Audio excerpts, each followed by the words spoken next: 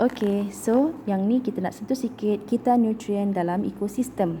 Okey, jadi sebenarnya dalam satu ekosistem ni adalah komponen abiotik dan juga biotik. Ingat lagi tak? Abiotik tu komponen yang bukan hidup seperti air, udara, cahaya, matahari dan juga tanah. Manakala komponen biotik adalah komponen benda hidup, semua organisma lah maksudnya. Okey, jadi dalam keseimbangan ekosistem ini tadi, dia dicapai melalui kitar nutrien. Okey, kitar nutrien ni ada beberapa jenis, tapi untuk silibus kita belajar kitar air, dan juga kitar karbon. Dalam buku teks ada kitar oksigen juga kan. Okey, so yang ni saya sedang tunjukkan kepada anda kitar air. Okey, kitar air ni penting untuk mengekalkan keseimbangan dalam satu-satu ekosistem. Okey, dalam kitar ni ada beberapa proses yang awak kena betul-betul tahu, faham konsepnya. Okey, jadi kitar air tadi, katalah kita mula daripada awan, pembentukan awan, kemudian jadi hujan, kemudian hujan tadi airnya akan meresap ke dalam bahagian bawah tanah, kemudian berlaku semula proses yang lain dan membentuk semula awan. Okey, itu satu kitaran air. Okey, kemudian awak kena tahu proses, nama proses itu sendiri berserta dengan apa yang berlaku dalam proses tersebut. Jadi proses yang ada di sini adalah yang pertama kondensasi, proses yang awan membentuk hujan tadi. Okey, kemudian proses transpirasi, dan yang ketiga adalah proses penyejatan, dan yang seterusnya adalah respirasi.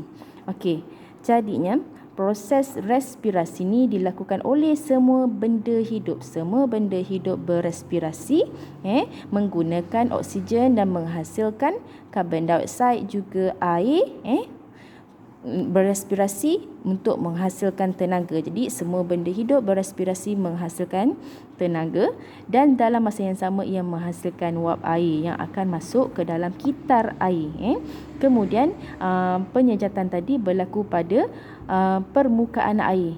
Contoh dalam gambar ini dekat tasik ni, dekat dalam kawasan sungai, kawasan air laut ni, nak menghala ke laut ni, daripada sungai. Semua ni penyejatan berlaku di kawasan permukaan air ini. Yang seterusnya awak kena tahu proses transpirasi. Ini berlaku pada tumbuh-tumbuhan. Ayat senangnya perpeluhan. Okay. Proses transpirasi adalah proses pengeluaran wap air daripada tumbuhan. Okey, kemudian kondensasi tadi proses pembentukan hujan. Okey, saya rasa boleh rujuk dalam buku teks dengan sangat jelas ia menerangkan tentang kitar air. Jadi kitar air ni ada beberapa kepentingannya untuk meningkatkan kandungan wap air dalam atmosfera. Dia boleh mengelakkan hakisan tanah, kemudian mengekalkan kesuburan tanah, juga mengelakkan tanah daripada menjadi kering. Okey, jadi dengan adanya kitar air tadi, dapatlah kandungan air dikekalkan dalam ekosistem bumi, dan dapat berada dalam keadaan yang sentiasa berkekalan. Okey, kitar nutrien berikutnya adalah kitar oksigen. Okey, kitar oksigen ni ia melibatkan semua organisma hidup.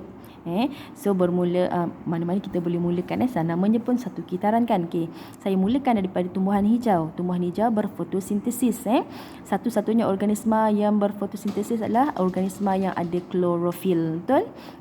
So dia boleh membuat makanan sendiri, dan dalam masa yang sama menghasilkan oksigen. Jadi oksigen tadi akan terbebas ke atmosfera dan diperlukan oleh semua organisma hidup, tumbuhan, haiwan,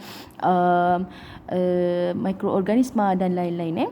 Okey, jadi tumbuhan juga melakukan respirasi. Okey, so kemudian proses pereputan daripada bahan kumuh, sisa-sisa kumuh daripada haiwan juga akan memerlukan gas oksigen. Kemudian proses pembakaran juga memerlukan gas oksigen. Okey.